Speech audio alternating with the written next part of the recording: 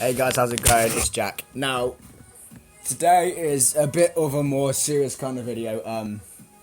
I've had people ask me on Instagram and stuff like that why I started my bodybuilding and stuff, and why I got into this kind of life that I do. Now, my upbringing it hasn't been the best and shit. When I was very young, my dad left. My mum and my dad got divorced and stuff, so they split, and that was really hard. You know, I can't remember that much because I was really little at this point. I was about 5, I think, just younger than that. But when at the age of 5, I used to go see him still. I still see him, and then after that, after I got to the age about not even 9, it must have been about 6, 5. It's been about 12, or it was like 12, 11 years. So then that was hard, and not having that dad kind of role model. So instead of like doing all the guy things, like doing all like the things with your dad and stuff, I couldn't, you know, I only had my mum. So after that and that kind of stuff, you know, I went into school and shit, you know, and I have really bad eczema, like on my arms. I got really rough skin and stuff. Obviously, you can't really tell, and it gets really patchy and stuff sometimes, and this kind of crap. And my hands, as you can see, are really dry and they're quite wrinkly. And people should take the piss out of me because of my skin, because of the way I am, because of my hands and stuff, and like people used to say like, oh yeah, old man hands, or this kind of shit, and like, oh, you got wrinkly hands, stuff like, oh, I got jack germs, or this kind of crap. But it's like, I know that doesn't sound that bad to you. You're probably thinking, well, that's not that bad. But getting that 24/7, you know, every day, that it's really hard, you know. And I hate him. I hated me because of who I was, and I couldn't change it, and that hurt. That sucked. So as you can imagine, that was hard.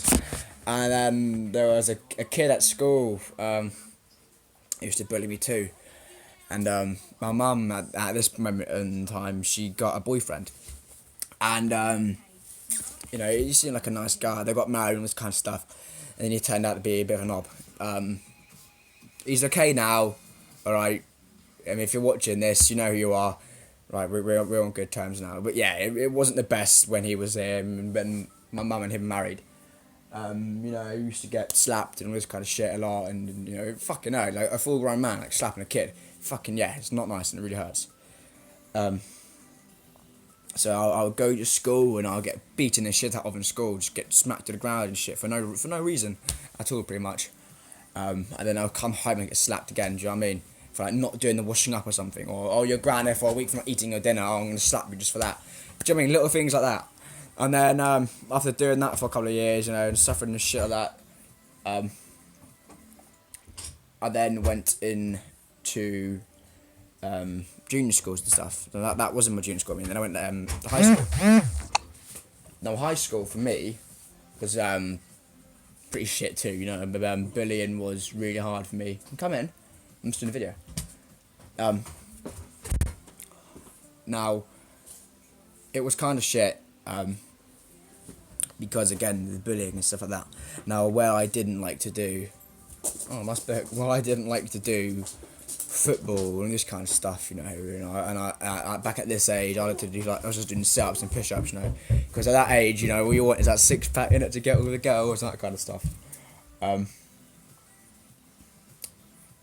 But after that, I wasn't thinking much like that. You know, we had a school fitness suite. And I remember you have to wait till you was in year 9 to go use it. I was like, oh, I can't wait to go in it. You know, and I was speaking to the teachers and they would let me go in there sometimes. It was really nice. But again, at that time I thought my dad was gay.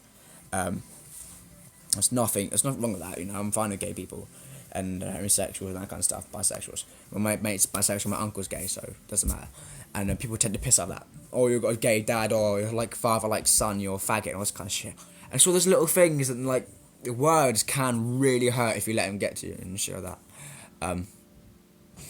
And again, but the more physical side kind of stopped after that one bully back in junior school.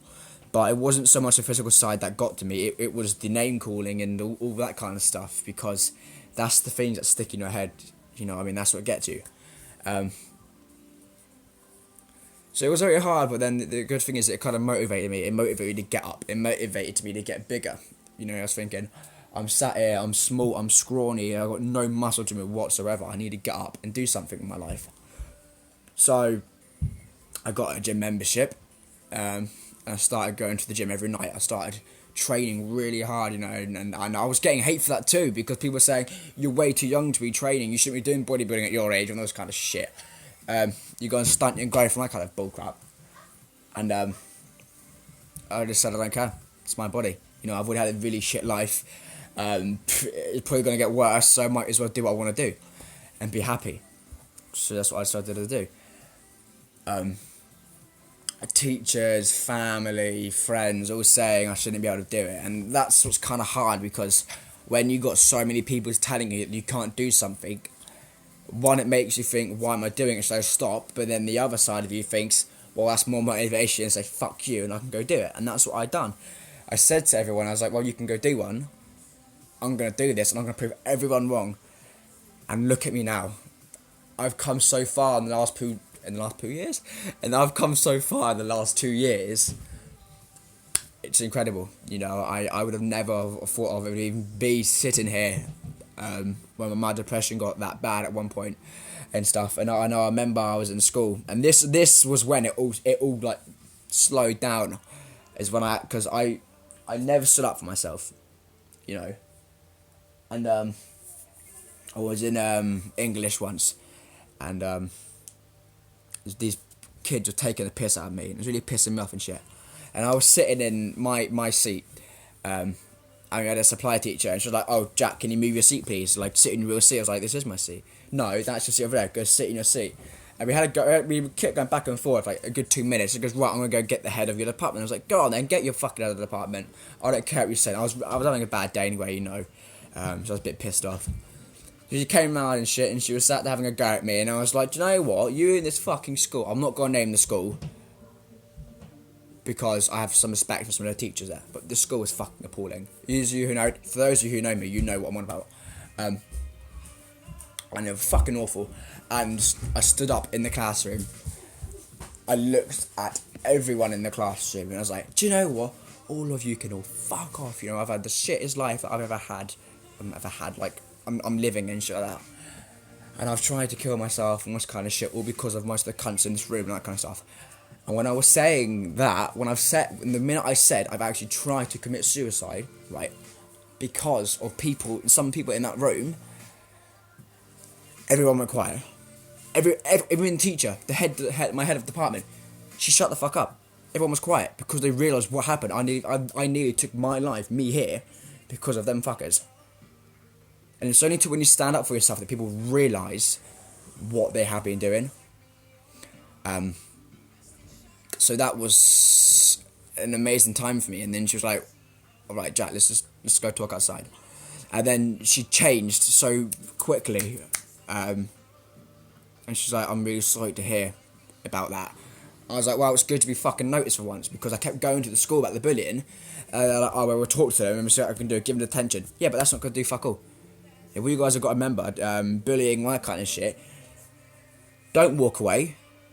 Right? Don't ignore them, because the minute you do that, all they've got to do is keep coming back. Like, the teachers and that kind of shit, they say that, oh, they'll soon walk off and they'll soon ignore you, but they fucking don't. They never do. You have to stand up for yourself, alright? You need to get bigger, you need to bulk up, you need to get some muscle on you, you need to stand up to them.